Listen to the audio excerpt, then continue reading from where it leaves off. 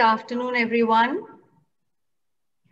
Namaskar for joining us for this conversation between Padma Bhushan Devaki Jain and Colonel Gopal Karunakaran, who is the CEO of the Shivnada Schools. Before I begin, may I just request all of you to keep your cameras on? And later on in the conversation, you can be ready with your questions to type it in the chat box. So a brief introduction for ma'am, and here I go. Devaki Jain is an economist, graduated from St. Anne's College in Oxford and was elected as the Honorary Fellow of the college in 2016. She was a lecturer in economics in Delhi University from 1963 to 1969. She has been a visiting fellow at Harvard University, Boston University, University of Sussex, SIAS, and Oxford University. She has an honorary doctorate from the University of Westville, Durban, South Africa. She was a member of the erstwhile South Commission chaired by Dr. Julius Nyerere. She is the recipient of the Padma Bhushan Award in 2006. Over the course of her career, she founded a wide range of institutions. She was the founder director of the Institute of Social Studies Trust, founding member of the Indian Association for Women's Studies, as well as Development Alternatives for Women for a New Era, DAWN, a third world network of women's social scientists. She has been the author of many books and essays related to women with special reference to the economic role. Some of the books, including Tyranny of the Household, investigative essays on women's work, Women's Quest for Power, 5 Indian Case Studies, Women Development, and the UN, a 60-year quest for equality and justice, Journey of a Southern Feminist, and Close Encounters of Another Kind.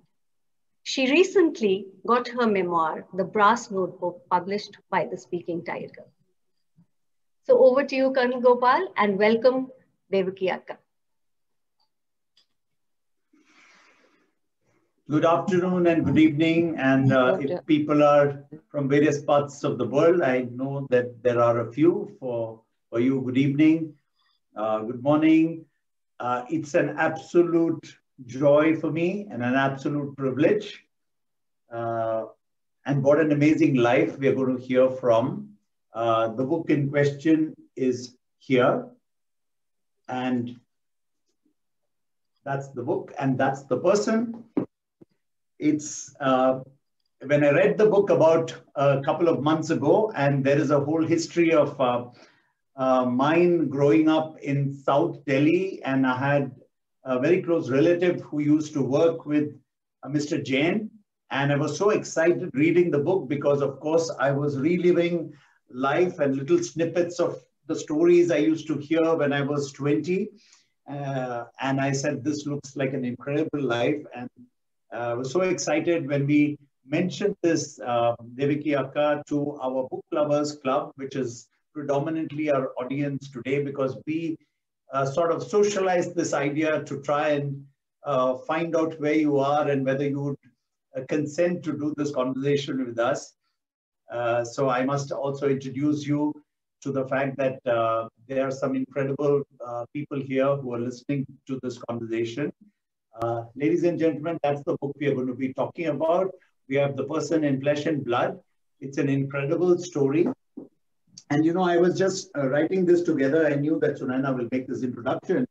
But one, it's a person who's lived a full life. And I think what we're going to hear is what is a full life and how does that happen?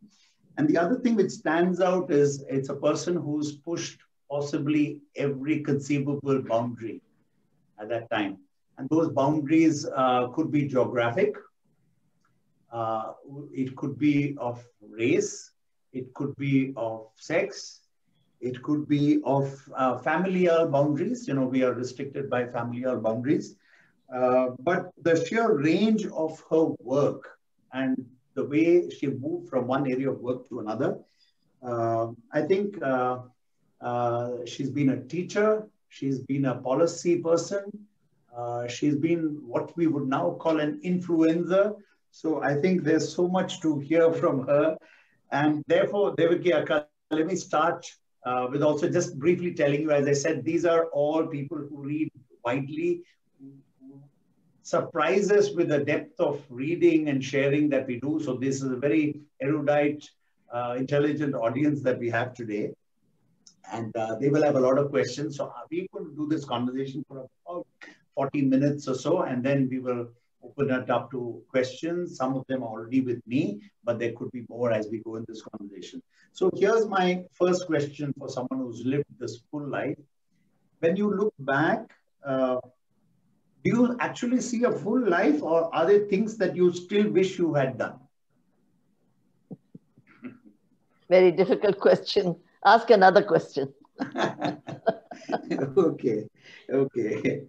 All right. But I will come back to this question. I still want to know what is it that you feel that you could have also now done. Okay. So I'm not going chronologically. I'm not even going in a particular sequence. I have obviously read the book twice, and there are portions in the book which I've marked, which I like to read out to the audience and then ask related to that. So there we will range from very serious questions to light-hearted questions. So that's what we will do. So here's a bit of a serious question. But in part 6 of your book, you don't call them chapters, but you say part 6, you begin with a quote which says that the most precious gift God gave humans is reason. And knowledge is the best form of prayer. And that's a quote from Fatima Nevnis. But my question to you is, in today's India, do you see that? Do you see us living a life of reason? Or is there faith which sort of ties into the India that you see? Well, Fatima and people like myself, we always envisioned a world which was within our grasp. The fact that it sometimes slipped out didn't deter us from still dreaming of that world. And if you read more of Fatima, she often talks of how dreams are the most important moment of, what shall I say, recognizing an idea, grasping an idea. And I'll tell you a funny story because that will show you how people like us who come from Asia think of dreams and how differently people from European countries. So we were all together and we had a UNDP resident representative in Morocco. We were having this meeting. She's a Moroccan. So we tried to include her by having meetings in Morocco. So she was talking of dreams, how the dreams are the... So this British man who was the UNDP head said, but dreams are not anything to do with life. So she said, dreams are the time when we are most inspired. And then she quoted from, she was an Arabic scholar. Our dreams are the things that where we grasp intelligence, where we get new ideas, where we even get motivated. So it also showed us dramatically how concepts of this part of the world, the Arab world, the Asian world, are very different from European civilization. We have concepts here which we understand, like that the dream is a valuable tool to imagine, to learn, to hope. But dreams are considered useless in that context. So all the time Fatima was trying to claim back the brilliance of our own civilization. And for my generation, not maybe the young people today, colonial domination also was trying to tell us that our civilization, our intellectual legacies, our intellects themselves were not very valuable. They were always transplanting our ideas with their ideas. But there were people like Fatima who challenged every one of those, what shall I say, overarching presumptions that we need to learn from them. So we need to learn, they need to learn from us, is the kind of reversing of let us say intellectual power. Thank you. So actually that brings me to another very interesting part of your book where you talk about the fact that unlike Salman's Rushdie's Midnight Children, you were children who were thinking as young people when freedom happened. So actually, when we look at India's relative youth as a nation, it's your generation who's been able to actually see India over these last 70, nearly about 70 years. And there was a particular dream, as you mentioned, at that point of time at independence, and you were in your early teens, late teens and 20s, when you saw that dream sort of coming through, and Gandhiji's vision of India, which we were very proud of associating with.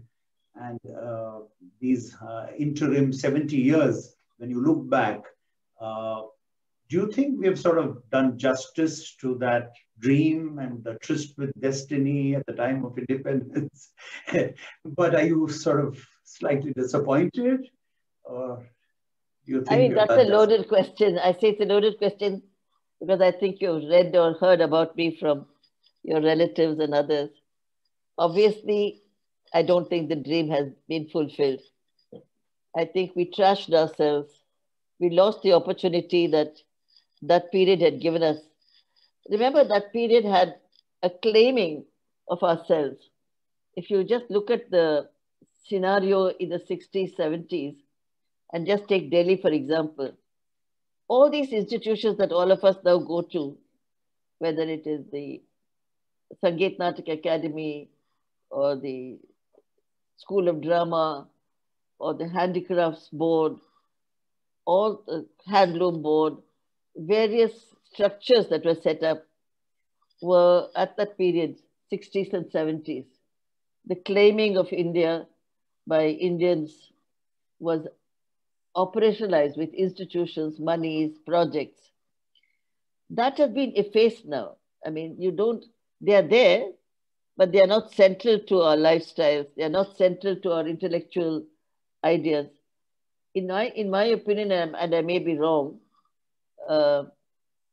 we have surrendered to the domination of European civilization and thought. Somehow that has taken us over.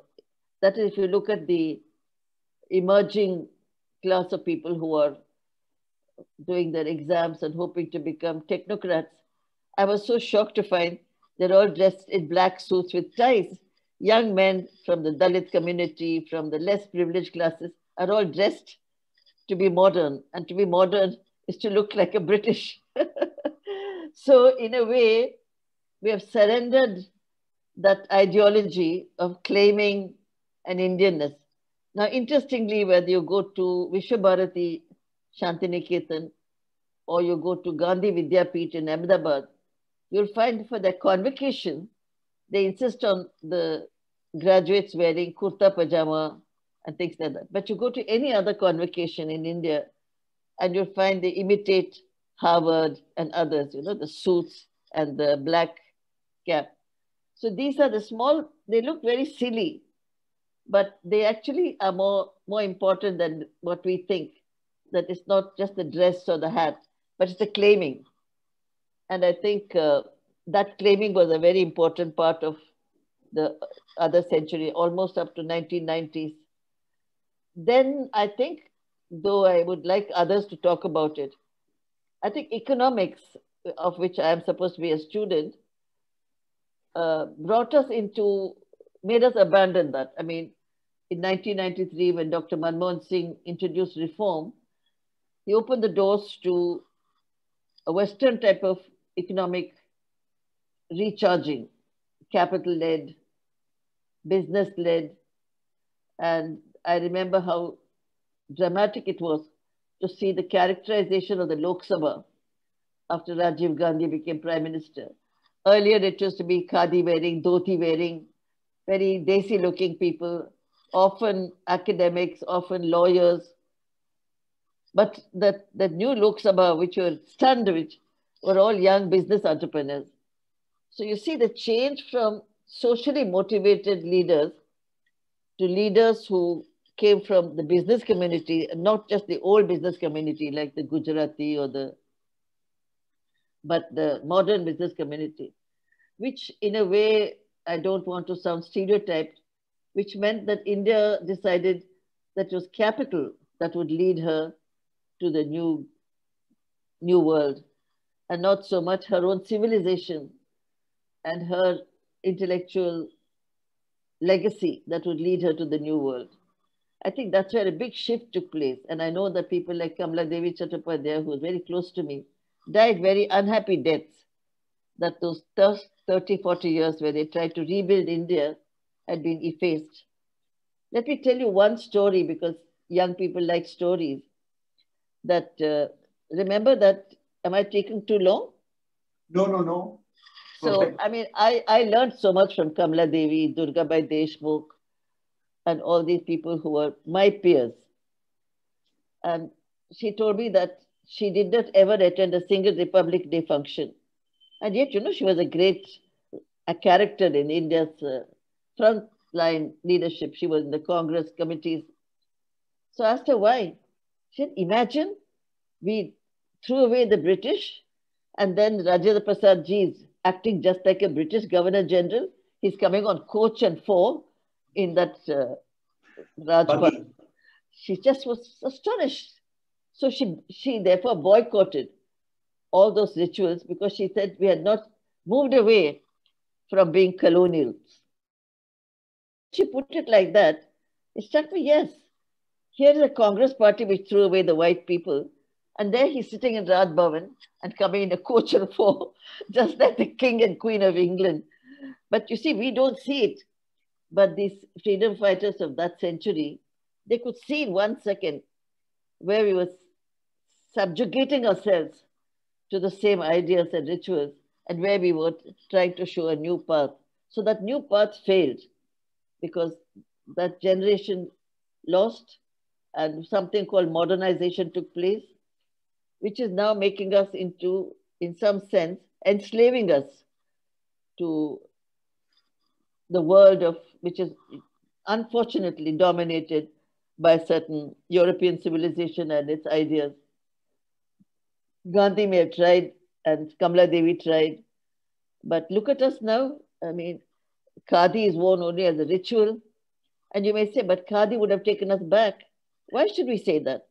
Today, look at the number of people who are unemployed who have no money. And our Prime Minister has said he would like every household to have income. Now, what does that mean? That was the whole handloom program, the handicraft program. That's the only way you could have given livelihood to people in their own house in a very diverse and scattered India. All those ideas have been drowned by what was called modernization. So, in a way, the redefinition, if I was speaking to the young people of today, and you were asking me as an old woman, what should we do, Devaki Jain?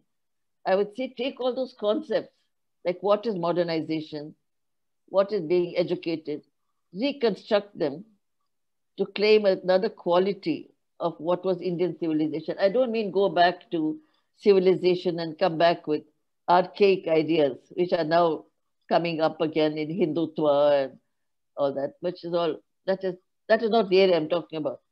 I'm talking of indigenous ideas. I'm talking of some leaders like Gandhi, Kamala Devi, Durgabai Deshmukh, who give them modernity. And I'm talking of modern India as some India which can teach the rest of the world how to be modern without getting enslaved into European ideas. Because I know that practice is important, but my experience is that ideas are the most powerful things in the world, that ideas conquer countries. It's not arms that conquer countries. If you look at Hitler, it was the idea that conquered. So you have to be more interested in ideas and think of ideas as the tool to change the world and not only what is called action. I wanted to move to certain other topics, but I do have this follow-up question on the economic model for India. And you would obviously be familiar with Schumacher and his work and small is beautiful as a concept for a nation. But do you think that economic model, which Gandhiji deeply believed in, that the economy must be built from the village upwards through India's indigenous sort of strengths, as compared to the way we went for the last 30 years, which is believing that trickle down will happen and that will sort of reach the masses. But as an economist, as a student of economics, do you think that that model would have been preferred? Is that what you're suggesting? Yeah, I am suggesting that. And it's a very contentious issue. It's not as if people will either believe that or this. People today, I think, including, I don't only mean people like who are in my kind of biradari, like Ela Bhatt, but I mean even the less archaic. I mean, we are archaic. We are really museum pieces because we have lived beyond the scheduled time we should have lived. So as museum pieces, we are still talking about an era which probably has got left behind. But we are not trying to go back to that era. We're just looking at what is happening in the field today and trying to see which of the past is a thread that we could draw in. We don't always have to go back, but there may be some things in the back where if you just pull that thread into your weave today, it might heal you much more. I don't mean, therefore, everything has to go to Shastrik and look at this. I mean, some of that is happening now, and it's very unfortunate. But there is a modernity, which is our own modernity, which is to grasp from our own past, especially the first 20 years after independence, ideas that were coming out. And by, excuse me, ideas, I mean ideas which are not only Gandhi, but ideas of Nehru, ideas of Kamala Devi, ideas of Durgabai Deshmukh, uh, ideas of Vivekananda. You can take a broad range of those stalwarts. They were actually thinking of a renaissance of India, which would be Indian. And let me end with one example, which I found very inspiring. In the book, you might have read that I was a member of something called the South Commission. The South Commission only had people who came from the South continent. One of them was a gentleman from Kuwait, a very serious economist, very sharp, very serious. He took me to the museum in Kuwait. I went to visit him after the show was over. And the museum was something that he held very close to his heart. He said, we are affirming the intellectual legacy of our civilization. We are not only affirming money, which Kuwait had a lot of. They wanted to show through the museum the intellectual legacy of that part of India. Do you see of the world? So put that in the context of what Kamala Devi and others were trying to do. Our civilization also had modernity. If you want modernity, we describe by what is happening now. But there was a thread which in a way gave us a cloth which was not the same cloth that came from Lancashire, if you see what I mean. So you weave out of your own skills. I think we've lost that. We really have lost it. We are now floating in the same ocean of confusion that the globe is now facing, in my view. I hope the consumerist trend of the world, particularly America, doesn't lead us to the Capitol Hill type of a situation which they are facing now and become a bit of a mockery for the whole world. But you know, there were two strands of thought from this conversation. One is the fact that I must refute you and disagree with you when you say that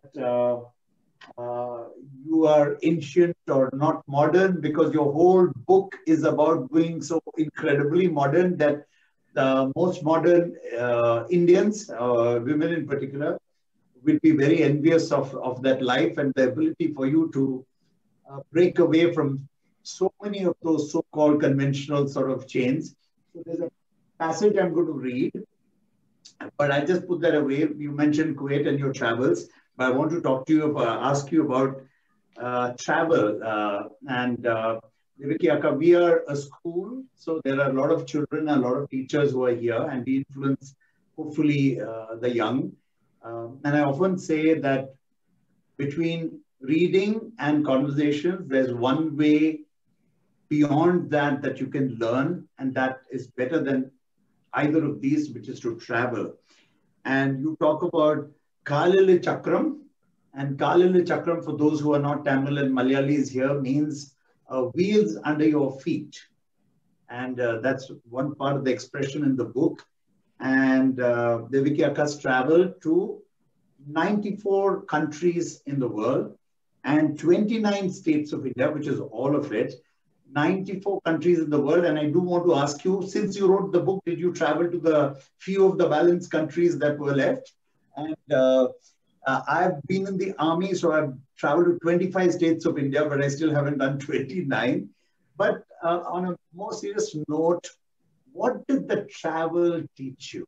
All the opportunities to travel and observe. So what did that teach you? Two things. We separate the Indian travel from the international travel.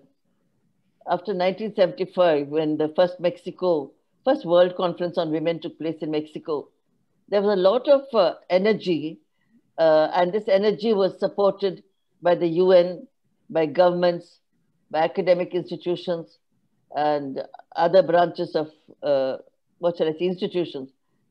And that energy was to enable people to meet and to carve out what was for them the program they wanted. I must give a moment of tribute to the UN that they did not want to put a rubber stamp on all the whole world on how it should be done.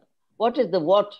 The what is how to get better deal for women. I don't like to use the word gender equality, but I mean letting women's aspirations, let women's ideas, letting women be less excluded, less oppressed. So in that spirit, there was a lot of thinking under various topics. There would be statistics, there would be agriculture, there would be industry. Each had a whole lot of people meeting it together in order to decide how to do it. So I must first give a tribute or a salam to the UN agencies. They wanted a lot of conversation between us. So there would be a ESCAP region, that is Asia Pacific, and there would be meetings. There would be think tanks. There would be subject-specific discussions. Similarly, Africa had, similarly, international, similarly, statistics, similarly, health. So what happened was some of us who had sort of birthed ourselves in 75, like I did, got better known. And remember that internet was not there. So in a way, that was a loss to the others. So if you have been to a meeting and you've been smart and you've said things which are worthwhile for the group, then somebody is there, they invite you to the next meeting. Then India herself had 2 or 3 of us who they felt had walked the walk of women's status. So we were nominated. So I must say, even I, when I counted, and I did that with a map to show my children all the places I traveled, I was myself surprised. I said, how did you do this? Because there was not the kind of, there was no financial support, but there was support to the ticket and the stay and so on. So there was a UN agency for Asia Pacific, and they had a governing council. Again, visibility attracts visibility. So I was visible by that time. So they would say, put her on the governing body. So if there's a governing body, then you meet in Tonga. Tonga is a Pacific island. So off you go to Tonga. On the way to Tonga is Fiji. Then somebody else says you must redefine statistics. Oh, let's meet in Egypt. So you meet in Egypt. Then somebody else says, African women want to know how Indians did that. So you go off to Africa. So it was a kind of bouncing ball of being picked up as perhaps somebody who has experience and therefore can expect. So each led to the other. And even I am surprised that I did so much of rolling out. But it was always supported by the UN or the agency. So what I was also telling my children was that I didn't spend a single rupee to travel. But I must say it was an unusual time. Today what has happened, it's a good thing has happened. Today you have regional expertise. So you don't send a woman from Sri Lanka to Africa to teach them anything. It's done through the internet. Internet has made traveling quite unnecessary, but the great or sad. I mean, how many of you would have traveled to Fiji and gone in a boat down the rapids? That was something that I would never like to not have done. But you've had incredible experiences, and now we're going to switch sort of subjects completely. And um, if any of you think that there is something to be learned about how to be modern and progressive, it's about how to propose to your future husband, which you could learn from Devaki Akka. And I'm going to read from page 82 and page 83. So here we go. To my eyes, Lakshmi looked like a prince. I was reminded of Sir Galahad, the knight in the Arthurian romances we had grown up reading. I could visualize myself riding on a white horse with him into heaven or eternity. But there was a more pressing problem. In 1957, he got engaged to a young woman from a prominent family. The wedding was imminent. My catch had slipped away from my hand, it seemed. But I would not be deterred. I had to move. The attraction was too strong, the desire too compelling for me to bear it all in silence. I plotted to be with him on our way to a wedding, the wedding of Manohar Benegal, who was a friend. As we settled in and the taxi started to move, I blurted out, "I love you." He looked at me with disbelief and a little anxiety. What was this woman saying? Had she lost her mind? He said nothing, and the taxi, a yellow-black cab of the kind common in Delhi in those times, made its rickety way towards the wedding. "Are you listening?" I repeated. "I love you. You have to marry me." Still he was silent. Then he spoke. "You know I'm engaged." "Yes, I do, but you must break it because I love you." I'm not reading more. You got to read this spellbinding chapter. But how, the question is, how did you know it was him? I don't know. Tell us a little bit about Mr. Jain. No, I had already been in Oxford. I had met boys. I had been having boyfriends. I'd already worked with Masani. I'd met a lot of people. And there were people with whom I had small dalliances. So there was a whole world of men that I had met, men and boys, who were attractive and who were attracted by me, and all that was happening. But the charisma that Lakshmi had was like what you nowadays, when you hear spiritual people telling you that a light shone and it came into their head.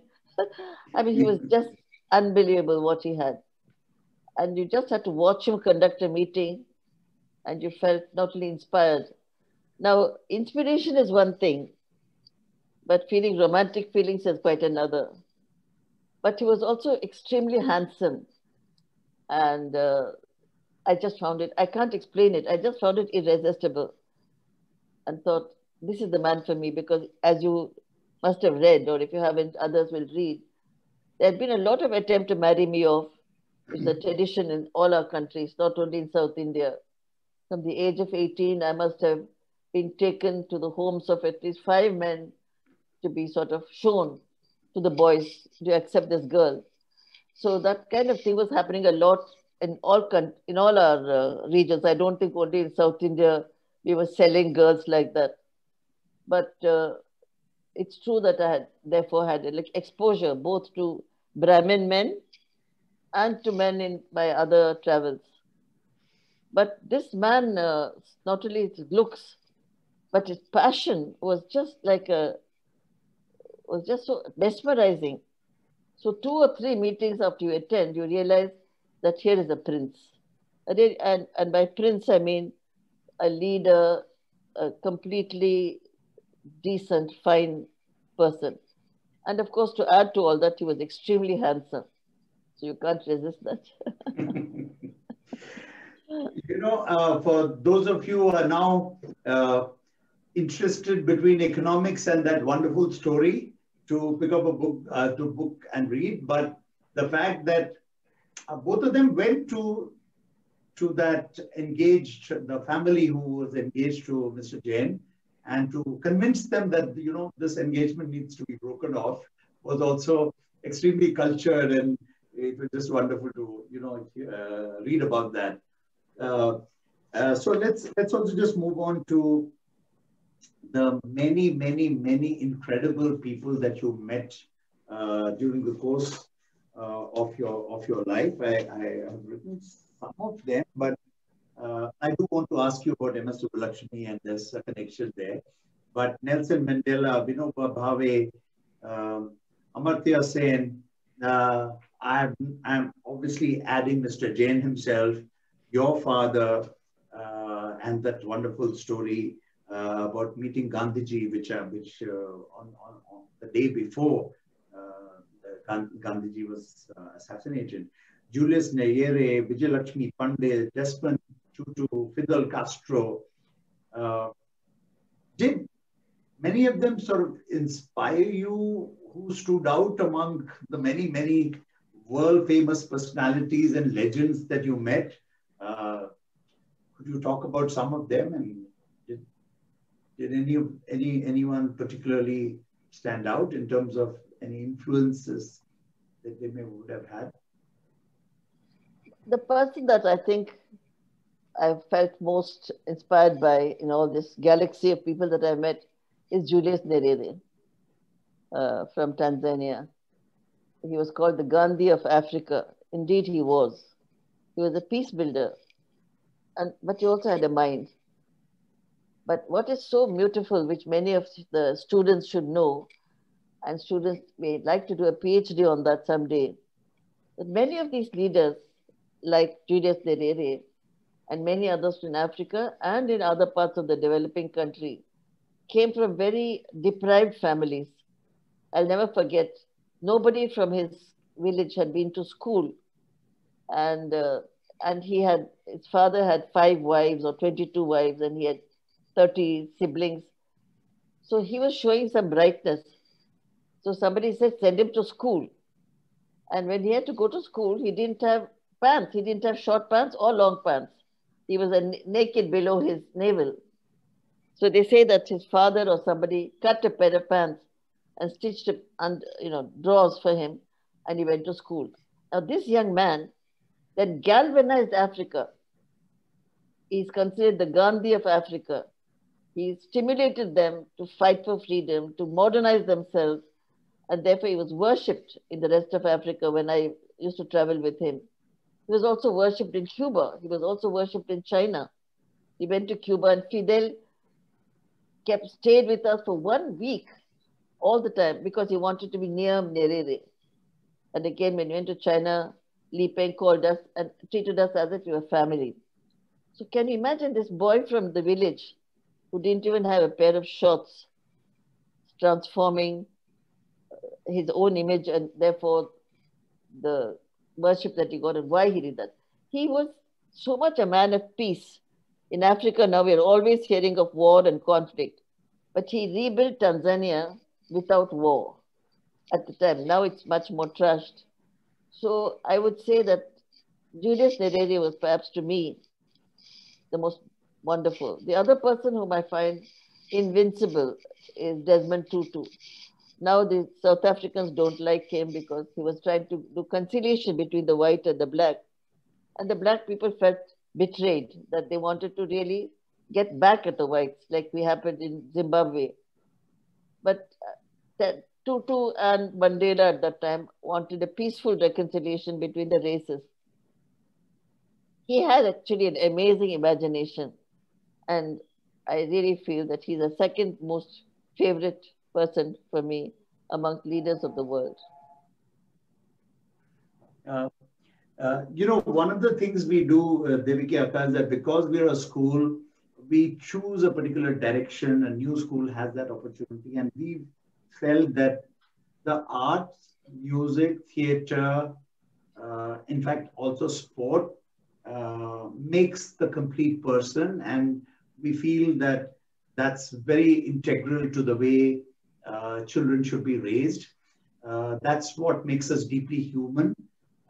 You've written in the book in your early childhood, and I'd like you to speak a little bit about that, that MS Subbulakshmi used to sometimes come to the Mysore Diwan's house, who's your father, But what is the influence of your parents on your growing up? Because your life suggests something must have come from them, that you had the sort of, I'm not saying reckless abandon, but gay abandon with your life, and the ability to take decisions and, you know, decisions on your own and to lead your life the way you did. But tell us a little bit about your childhood and that part of your life. Yes, indeed. Uh, I may have moved away from them to follow my light, but that they were exceptional human beings, there's no doubt. And even today, when I think of my mother, as I've written, I think she was a glowing example, not only of womanhood, of human beings. And my father, considering his background and where he arrived, is a miracle. So it has two things that can be a message to young people. It's a pity, but the gift of brain, the intelligence, and if you didn't get it as a gift because of genetics, you should acquire it through learning. There's no other tool through which you can express yourself. I don't want to say gain because gain looks money, gain looks like power, but all that money, power, achievement, recognition is the mind. And the mind can be trained to become the lighthouse of power. And I think that's what my father did. He made himself into a lighter through the mind. My mother may not have had that kind of education, but her ability to be like a sponge to absorb what was happening around her and become what she became is another example. And I think as I speak to friends, they all tell me their mothers were like that. Whenever I write about my mother, I remember my friend Mani Shankaraya telling me, எனக்கு கூட அப்படித்தான் இருந்தது எங்க அம்மா கூட அப்படித்தான். That is, my mother was also like that. That Ramila Thapur would tell me, my mother was also like that. So once when S. Gopal was still alive, I told him, let's write a book called Our Mothers, because these are all women from another generation, and we will be able to show how these mothers were role models for us. And yet our lives were so different from theirs. So unfortunately, time has passed, and I'm now too old to think of it. But I really wish that we would profile our mothers of my mother's generation, not your mothers, the young people, but Ramila's mother, my mother, Gopal's mother. We came from, and Mani Shankar Ayer's mother. They were different generation, and so that's why that thing about my mother is written just to show that you could get married at the age of 9, you could never be educated, but there's something called grace and an ability to learn. They absorbed what was around them, and they just recreated themselves. That's all I can say. I don't know. I have no other word of explaining my mother, who just became such a queen after being married at the age of 9 and having never been to school. So these are miraculous changes, but it also shows that women can change and women do learn and grow much faster, I think, than men. Men are much more rigid in learning, but women are like that. So, but I have to ask you about your father, the Diwan of Mysore, and then Gwalior, and then this sort of a chilling story about 29th of January 1948, when he was obviously in Delhi in Birla House meeting Gandhiji, and when the mob came to meet Gandhiji, and Gandhiji mentioned to your father that that the mob said that you should die to Gandhiji. And Gandhiji said that I'll die when it's my time. And they said, it's your time now. That's a part of, our history, which I didn't know, but it must have been chilling for you after that. And how was that sort of period for you? And tell us a little bit about your father also. So remember that I was 12, 13 years old, and unlike many others who have been 12, 13 years old, I was a daughter of a civil servant. And in those days, civil servants were living in their own cocoon. They were not politically active. A complete 150, 360-degree change from my husband's family. So just to say, we were cocooned. So a civil servant's family did not have the nose at the window to see what was happening. So it was not a, but for my father, he was transformed.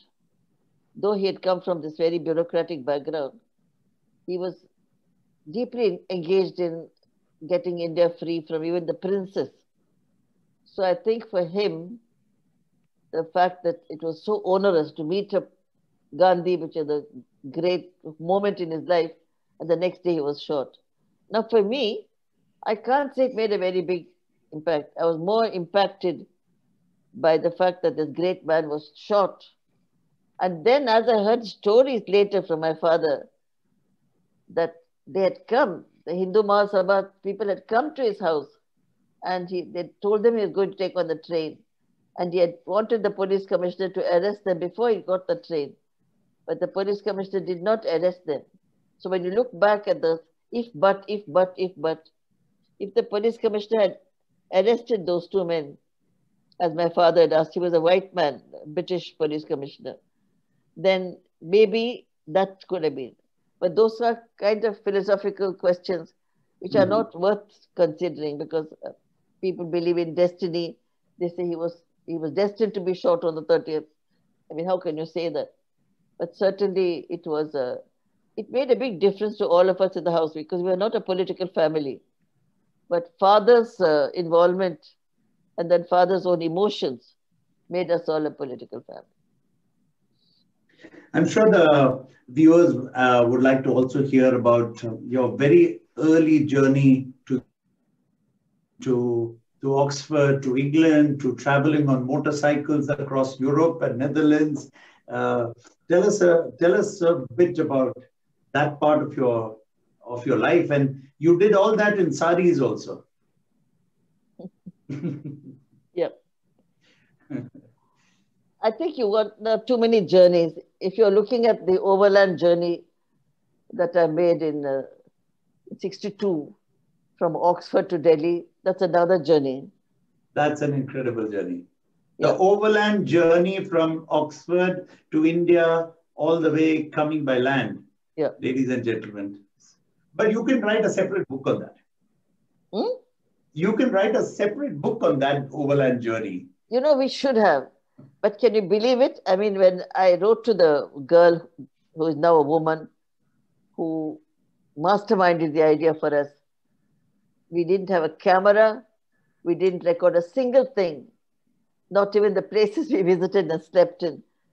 That's such a fantastic change in the eras. Now you don't even go out to a cafeteria without a camera, and people are always taking selfies everywhere. And to imagine that we did that fantastic journey without a camera. And Devaki, sorry to interrupt you, but have you also realized that it's probably impossible now to make that overland journey, while technically it's easier through all the technological things, but look at the politics of that entire region. You probably can't do it anymore. Yeah. But you did it. You can't cross those borders. They're all at war. But of course, at that time we could. And Elizabeth Whitcomb, whom I must name as the captain of this idea, she had done a lot of homework, so she knew the route. And even now, when I think of it, it's fantastic. You know, imagine we drove hundreds of miles on a desert because it was not yet developed. And she had the ability to know, and she had put cans of petrol on top of the Jeep, enough to carry us for, let us say, 1,000 miles. So we drove and drove and drove, and we all had no place to sleep. So we'd sometimes sleep on the roof of a cafe in the Arab country, or she had made us take tents and sleeping bags and a little cooker. I wish we had kept a diary. I wish we had kept photographs, because it is something that is difficult for anybody to believe.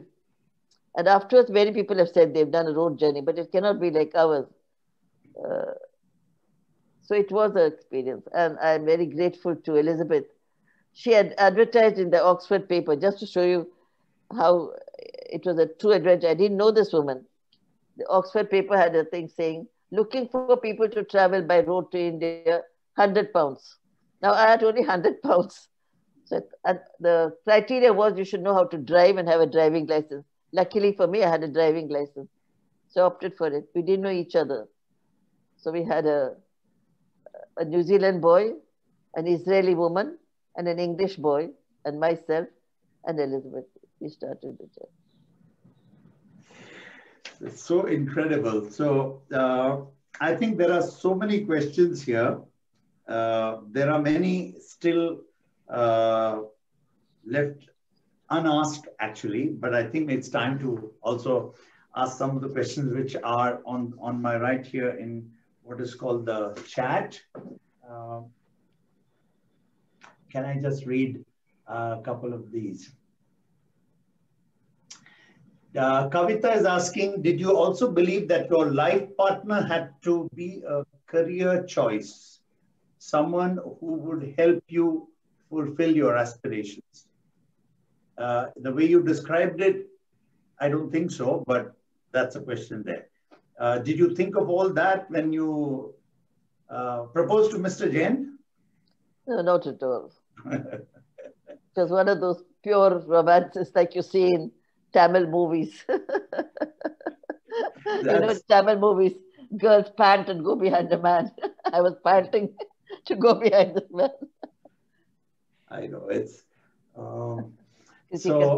Get me some tea. Yeah.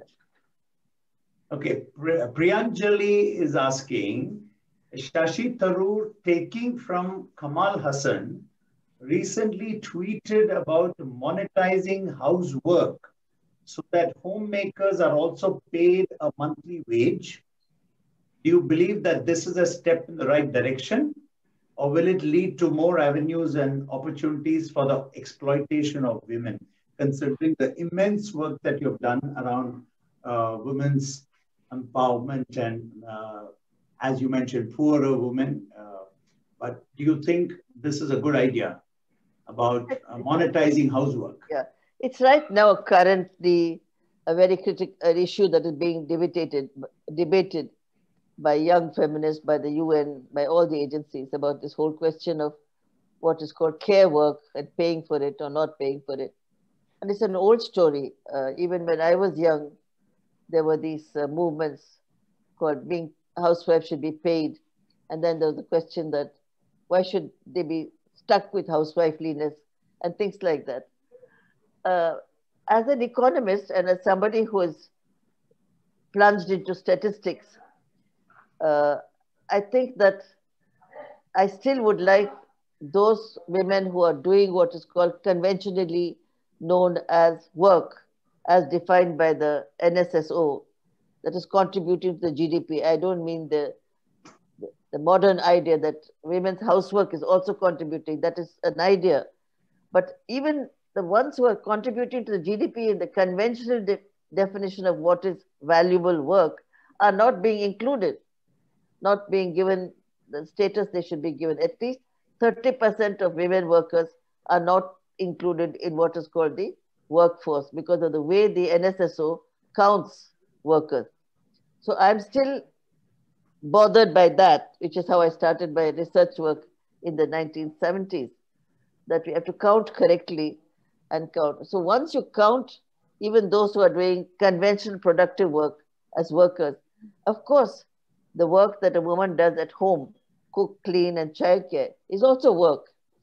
And that has so many other dimensions. Either you can pay for it, which I think is not the right word, but you can give support to it. That is, you can have very good creches, excellent soup kitchens, so that the woman is not burdened that she's the one. The modern way would be to say that she should also be paid.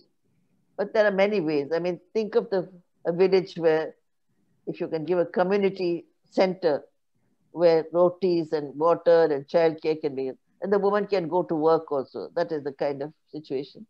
So it's an old debate, and I don't think we can convince financial ministries of our countries to pay for this unless you know how to measure it. So let us see, how do we measure it?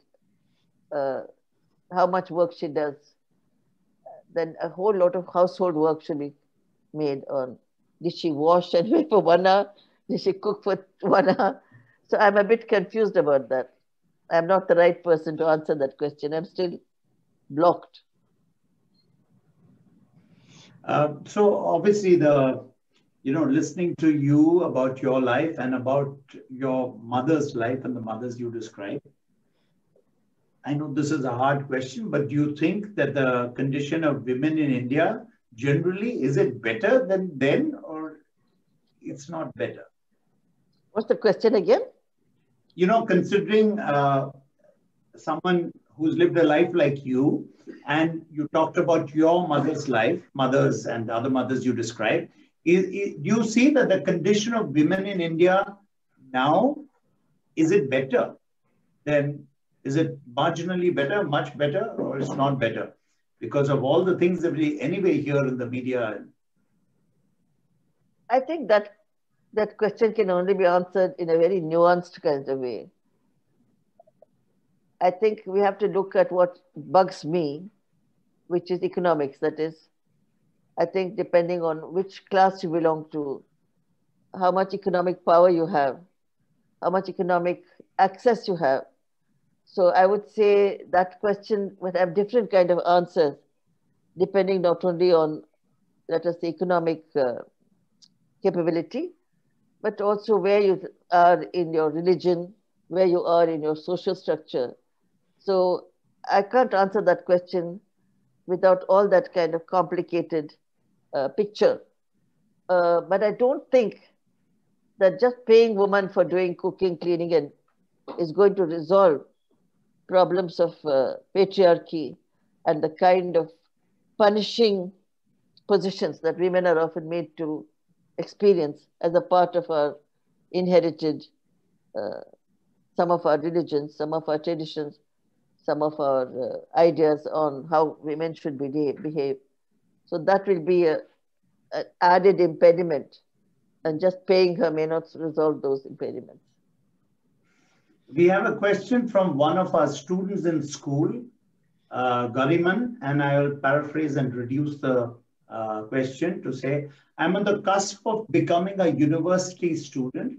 My question to you is, which Indian value do you feel that the world today needs so direly, and that we young students take to the world? What Indian values do you think the world needs? I think you're putting your face too close to the mic, so some of your words are not coming. From there, if you speak again, I can get the question better. So this is a question from one of the students who's still in school, and he says, "I'm on the cusp of becoming a university student, and my question is, which Indian value do you feel that the world today needs so direly that we young students could take to the world? Which Indian value do you think that the world needs?"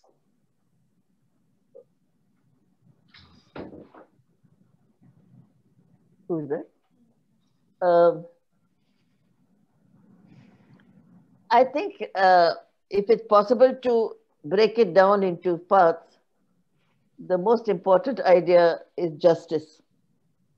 And I have begun to feel that I now suggest that even the best of feminist thought is towards justice. Feminism is not only about women becoming equal to men or overpassing men or even getting more rights. Feminism asks for a just world. Just would mean including men, women, others. So, to this young student, I would say that all around us, in different ways, we see injustice. We see class injustice, we see gender injustice, we see caste injustice. So, if we could become champions for justice, now, justice is such a big word. I would say economic leveling, to my mind, is one of the most crucial platforms for justice. Because as long as you have people like the migrants that we saw being pushed out of Delhi, and then you have people like, I don't want to name all the big rich people of India, or even the bureaucrats of India, or even the senior politicians of India, who could live in comfort while the COVID was rampaging us. And that is injustice. that we should have something and they didn't have it. So somewhere leveling of opportunity, leveling of economics uh, levels, apart from political equality in terms of citizenship, needs to be our dream. But it's really so far away from the world as you see it now. So far away that to suggest it makes me feel like a fool. That is such a foolish thing to suggest. But it would be the kind of dream to which your generation should fight for. That a leveling up of opportunity, a leveling up of incomes, a leveling up of status between women and men, between Dalits and Brahmins. So that would be an amazing set of elements of what would lead to justice, which is that power is not unequal, that power is something that all of us can access. So that is not seen so much these days. The only place I've seen the concept of justice being debated thoughtfully with examples is amongst the best intellectuals of feminism. That they're trying to grapple with saying that feminism is not anti-men. It's not like wanting to be like men. It's saying that we want a just world where there is a sense of rights that I have, which is not to conflict with the rights that you have. We have now hit an hour and 10 minutes. So I'm going to end and then hand over to Sunaina, but I'm going to start, Devaki Akka, with the same question I started with. That it looks like an incredible full life, but is there something you wish you could have done more or something you missed that you haven't done? I would have liked to have a daughter. We will tell Gopal and Srinivasan that. So yes, that is there. So it's been absolutely, sorry. No, in addition to Gopal and Vasu. I know. But sometimes boys should, support that dream by behaving like what a good daughter can be. Maybe No, that. my sons are unimpeachable. But I think I would have also enjoyed being bonded to a woman in the family. Absolutely. So wonderful to hear. And thank you so much. And to all of you, that's the book to read. It's just an incredible story, and you would feel like going back to it. And it's also about what you could do in your life if you put your mind to it. Like Devaki Akka said, that you can say some of it comes from parents and some of it is genes. But as we always tell our students, if you have the will, it's here that you could do this, and this life epitomizes exactly that. It's just an incredible life. So thank you so much. It's been an absolute joy. I will hand over to Sunaina to close with a few comments, but thank you so much. We look forward to asking you to come to our school and meet all of us once COVID gets over, and we're hoping it will happen in 2-3 months from now. Thank you, Colonel Gopal. Devaki Akka, your conversation has been just so inspiring in every way. And just to say a big thank you for two things that I think, that we as a school and as our students and as a book club can take forward.